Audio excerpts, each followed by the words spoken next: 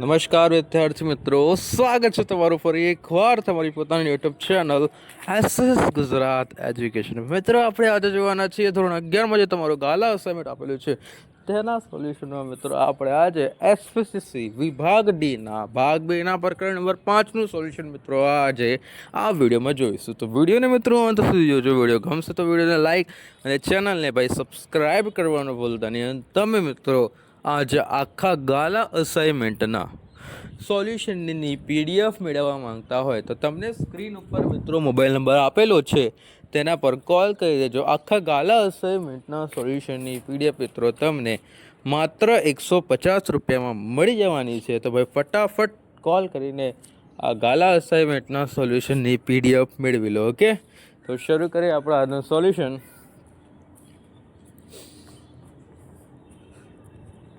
Okay, આગળ વધીએ.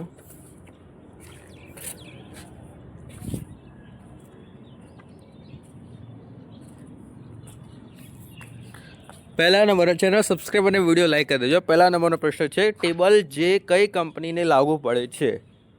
Table જે એ કઈ કંપનીને લાગુ પડે છે? તો ઉત્તરમાં મિત્રો લખવાનું અમર્યાદિત જવાબદારીવાળી કંપની કે જેમાં શેર મૂડી ન હોય તેવી કંપનીને ટેબલ જે લાગુ પડે છે. ટેબલ એચમાં જે નિયમનપત્ર છે તે જ નિયમનપત્ર આવી કંપનીને લાગુ પડે છે.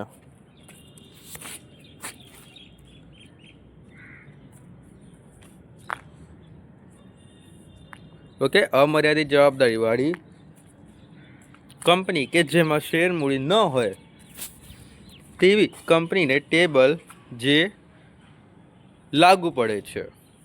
ટેબલ એચમાં જે નિયમનપત્ર છે તે જ નિયમનપત્ર આવી કંપનીને લાગુ પડે છે. ઓકે, ત્યારબાદ મિત્રો બીજા નંબરનો પ્રશ્ન છે ને બીજા નંબરનો પ્રશ્ન જોઈએ. ટેબલ આઈ કોને લાગુ પડે છે? ટેબલ જે આઈ છે એ કોને લાગુ પડે છે? તો કે શેર મૂડીવાળી અમર્યાદિત જવાબદારીવાળી કંપની કે જે ટેબલ આઈ લાગુ પડે છે. અને ટેબલ એફમાં જે નિયમનપત્ર છે તે નિયમનપત્ર આવી કંપનીમાં લાગુ પડે છે. એ ટેબલ એફમાં જે શું એ તમારે લખી દેવાનું. હા, 3 માર્કમાં તો 2 લીટી લખો તો ના ચાલે ને. ઓકે, ટેબલ આઈ કોને લાગુ પડે છે? શેર મૂડીવાળી અમર્યાદિત જવાબદારી કંપનીને ટેબલ આઈ લાગુ પડે છે. ટેબલ એફમાં જે નિયમનપત્ર છે તે જ નિયમનપત્ર આવી કંપનીઓને મિત્રો લાગુ પડે છે. ઓકે ભાઈ, જે આખા ગાલા અસાઇનમેન્ટ જે સોલ્યુશન છે એની પીડીએફ મેળવવા માંગતા હોય તો ભાઈ તમને સ્ક્રીન ઉપર મોબાઈલ નંબર દેખાય છે 90 992 57 288 પર કોલ કરજો. માત્ર મિત્રો સંપૂર્ણ ગાલા અસાઇનમેન્ટનું સોલ્યુશન તમને 150 રૂપિયામાં મળી જશે. તો ફટાફટ કોલ કરીને મેળવી લેજો.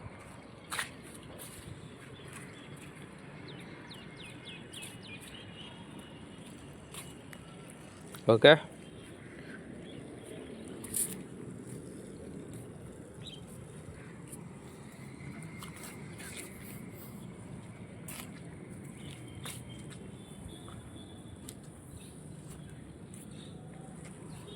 ત્રીજા નંબરનો પ્રશ્ન જોઈએ.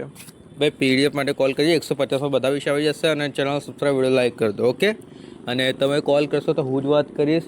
આટલા બધા વિડીયો તમારે જોવા એના કરતાં પીડીએફ મેળવી લેવી સારી છે. કેમ કે શું યુટ્યુબમાં તમે પરેશાન ટાઈમે આટલી બધી વિડીયોઝ જોવો એના કરતાં પીડીએફ તમારી જોડે હોય તો ફટાફટ વાંચીને તમે યાદ કરી શકો છો.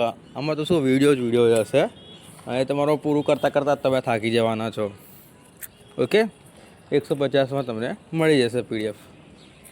તો કોલ કરીને મેળવી લેજો. ટેબલ એચ કઈ કંપનીને લાગુ પડે છે? ઉત્તર તમારું જે ટેબલ એચ છે ને કઈ કંપનીને લાગુ પડે છે તમારે અહીંયા લખવાનું છે. તો તમારે લખવાનું ટેબલ એચ હોય તો બાહેધરી મર્યાદિત જવાબદારીવાળી કંપની કે જેણે બાહેધરી મર્યાદિત જવાબદારીવાળી કંપની કે જેને શેર બહાર ન પાડ્યા હોય અને તેવા કંપનીને ટેબલ એચ લાગુ પડે છે. શું છે ક્વેશ્ચન કે ટેબલ એચ કઈ કંપની લાગુ પડે છે?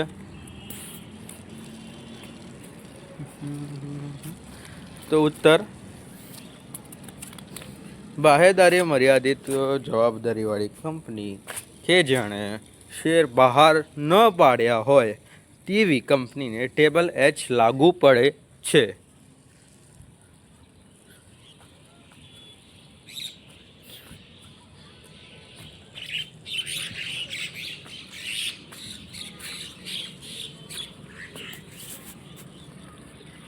ઓકે, ત્યારબાદ મિત્રો ચોથા નંબરનો જોઈએ ને તો પીડીએફ માટે કોલ કરી જો 150માં તમને બધા વિષય મળી જશે.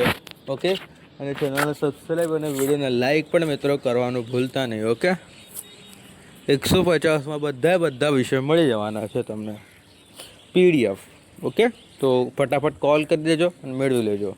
અને ચેનલને સબસ્ક્રાઈબ અને વિડીયોને લાઈક કરવાનું મિત્રો ભૂલતા નહીં.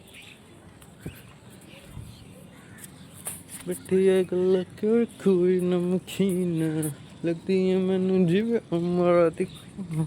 ચોથા નંબરનું ટેબલ જીમાં કઈ કંપની કઈ બાબતોનો સમાવેશ કરવામાં આવે છે? ટેબલ જીમાં કઈ બાબતોનો સમાવેશ કરવામાં આવે છે? તો કંપની ધારા 2013ના પરિશિષ્ટ 1માં ટેબલ એફ શેર મૂડી મર્યાદિત જવાબદારીવાળી કંપનીઓ માટે છે. ટેબલ એફમાં નીચેની બાબતોનો સમાવેશ કરવામાં આવે છે. કંપની ધારા 2013ના પરિશિષ્ટ 1માં ટેબલ એફ શેર મૂડી દ્વારા મર્યાદિત જવાબદારીવાળી કંપનીઓ માટે છે. ટેબલ એફમાં નીચેની બાબતોનો સમાવેશ કરવામાં આવે છે. પહેલું, કંપની ધારો 2013 અને તેના શબ્દોની સમજૂતી. બીજું છે કંપનીની સામાન્ય મરહોર અને તેના વપરાશ અંગે સમજ નિયમો. પછી શેર મૂડીના પ્રકારો અને શેર હોલ્ડરોના અધિકારો.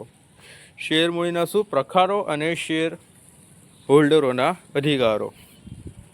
પછી ચોથું છે શેર પર કંપનીના લિયન અંગેના નિયમો. પાંચમું શેર હપ્તા અંગેના નિયમો. છઠ્ઠું શેર ફેરબદલી અંગેના નિયમો. સાતમું શેર પ્રેષણના નિયમો. આઠમું શેર જપ્તી અંગેના નિયમો. નવમું શેર મૂડીના ફેરફાર અંગેના નિયમો. 10મું નફાનું મૂડીકરણ અંગેના નિયમો. 11મું શેર મૂડીની પરત આવ અંગેના નિયમો. 12મું સામાન્ય સભા અંગેના નિયમો. 13મું સામાન્ય સભા સંચાલન અંગેના નિયમો. 14મું સભા સ્થગિત અંગેના વિધિ.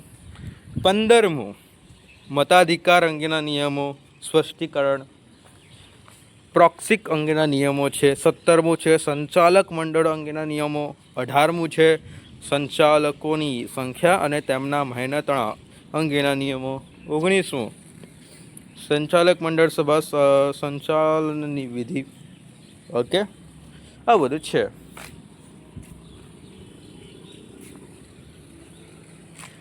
ત્યારબાદ મિત્રો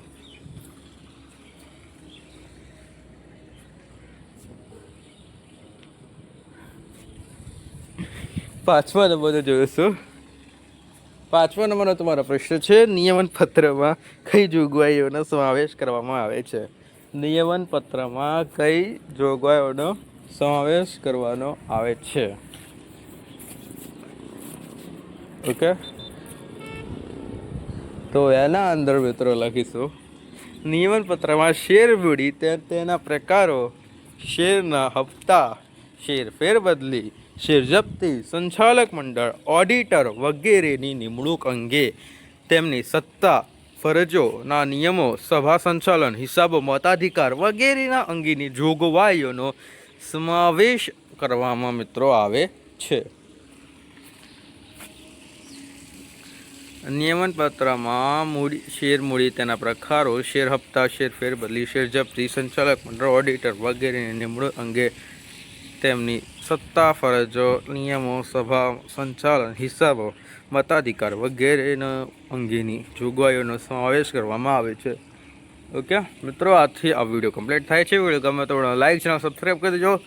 ઓકે, અને જો તમે આ સંપૂર્ણ ગાલા અસાઇનમેન્ટના સોલ્યુશનની પીડીએફ જ મેળવવા માંગતા હોય તો આજે તમને સ્ક્રીન ઉપર મોબાઈલ નંબર આપેલો જ છે તેના પર કોલ કરી દેજો. આ બધા વિષયનું સોલ્યુશન મિત્રો તમને માત્ર 150 રૂપિયામાં મળી જવાનું છે. તો ભાઈ ફટાફટ કોલ કરીને મેળવી લેજો. ઓકે, તો મળીએ મિત્રો નેક્સ્ટ વિડીયોમાં. ઓકે, તમારો નેક્સ્ટ વિડીયો હશે ભાગ 2 ના પ્રકરણ નંબર 7 પર. તો એ વિડીયોમાં મિત્રો મળીએ. Okay, welcome to next video.